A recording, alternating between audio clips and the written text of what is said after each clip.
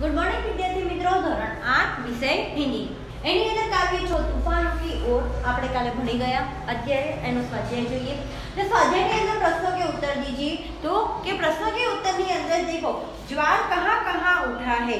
तो कि ज्वार कहाँ कहाँ उठा है, तो कि सागर और समुद्र में ज्वार उठा है. तो दूसरी ओर कवि के हृदय में भी भावनाओं का ज्वार उठा है. हाँ, दूसरी ओर कवि के हृदय में भी भावना का ज्वार उठा है. इस प्रकार समुद्र और कवि के हृदय दोनों स्थान में ज्वार उठा है. सागर में यह तो पहचान, इसमें क्या पहचानने की बात की गई है, तो कि इसमें क्या पहचानने की बात की गई है, तो कि मनुष्य के साहस और शक्ति की बात कही गई है. कवि कहना चाहते हैं कि ऐसी कोई कठिनाइयां नहीं है जिसका हल मनुष्य के पास न हो. हाँ, फिर तीसरा देखते हैं कि समस्या आने पर हमें क्या करना चाहिए. तो कि समस्या आने पर हमें भयभीत नहीं होना चाहिए, शांति और धीरज से काम लेना चाहिए और उसका उचित उपाय खोजना चाहिए. फिर कवि नाविक से क्या कहता है, तो कवि नाविक से क्या कहता है, तो कि कवि नाविक से कहता है कि तुम तूफानों से मत डरो. हाँ, तुम तूफानों से मत घबराओ, तुम उनका सामना करने के लिए तुम अपनी पतवार उन्हीं की दिशा में मोड़ दो. नाविक से कहते हैं कि तुम तूफानों से घबराओ मत, लेकिन तूफानों की ओर तुम्हारी नाव मोड़ दो. तुम आंधियों का सामना करके देखो कि तुमसे कितनी ताकत है. तुम असीम सागर को बता दो कि मानव मिट्टी का पुतला होने पर भी तूफानी सागर से लड़ सकता है. मिट्टी का पुतला होने पर भी वह लड़ सकता है, वो कभी हार नहीं मान सकता. अपनी साहस दिखाने के लिए ऐसे मौके बड़े भाग्य से मिलते हैं, इसलिए आज तुम अपनी तूफान सागर से लड़ने का अवसर मत गवाओ. फिर पांचवा देखते हैं कि समुद्र ने कैसा रूप धारण किया है.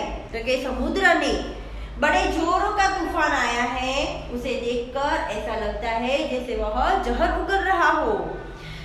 समुद्र से लहरें इस प्रकार उठ रही है जैसे माझी की नाव को निकल जाएगी. हाँ, तूफानी समुद्र ऐसा लग रहा है जैसे उसका सामना कोई नहीं कर सकता. सागर के ज्वार ने बड़ी कठिन परिस्थितियों पैदा कर दी है. तूफानी समुद्र आज अपनी असीम शक्ति दिखाने पर तुला हुआ है.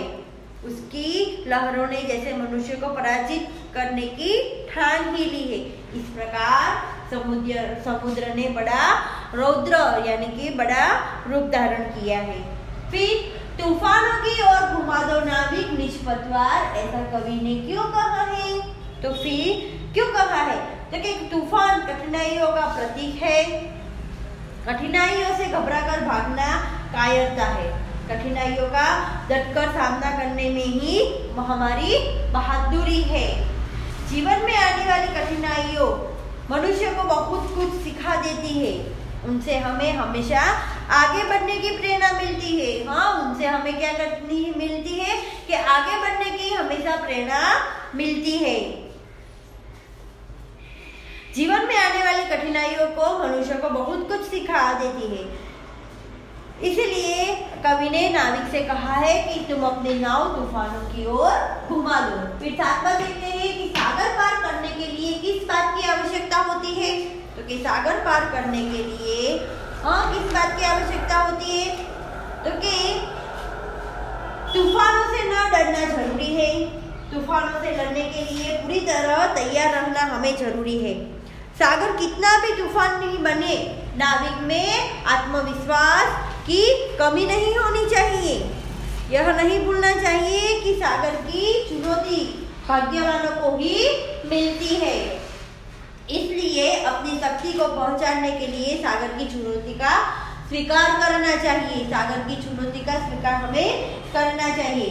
इस प्रकार सागर पार करने के लिए शक्ति, साहस और आत्मविश्वास भी आवश्यक देखा गया है. फिर देखते हैं आठवां कि कवि ने मनुष्य को मिट्टी का पुतला क्यों कहा है. तो क्यों कहा है मनुष्य का पुतला, कि मनुष्य धरती पर जन्म लेता है. हाँ, मनुष्य धरती पर जन्म लेता है, वह मिट्टी में खेल कर बड़ा होता है, मिट्टी में खेलता है. मिट्टी पदार्थों से ही मनुष्य का पालन पोषण होता है। मिट्टी उसकी क्या है? माँ है। मनुष्य के मर जाने पर उसका शरीर मिट्टी में ही मिल जाता है। इस प्रकार मनुष्य अपने जन्म से लेकर मृत्यु तक मिट्टी से जुड़ा रहता है। मिट्टी मनुष्य की अभिन्नता के कारण कवि ने मनुष्य को मिट्टी का पुतला कहा है। फिर देखते हैं कि माझी का हाथ कब तक नहीं रुकता है। हाँ, माझी का हाथ कब तक नहीं रुकता? तो के समुद्र अगर शक्तिशाली है तो मिट्टी का पुतला माझी भी कभी कम नहीं है। उसमें अद्भुत साहस और अनोखी शक्ति भी है, इसलिए वह कभी थकता नहीं है।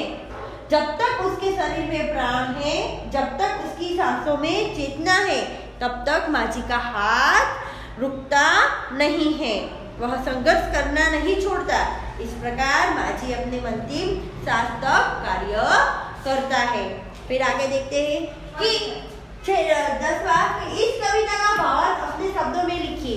इस कविता का भावार्थ अपने शब्दों में लिखिए। तो कि तूफानों की ओर कविता में कवि सुमन ने बताया है कि हाँ, यह संसार एक सागर है और प्रत्येक मनुष्य अपने जीवन रूपी नाव का नाविक है। संसार में तूफानों, कठिनाइयों की कमी नहीं है। मनुष्य का कर्तव्य है कि वह उन कठिनाइयों में अपना धैर्य न खोए और साहस से उनका सामना करे। कठिनाइयों में ही मनुष्य के साहस, बल और बुद्धि की परीक्षा होती है।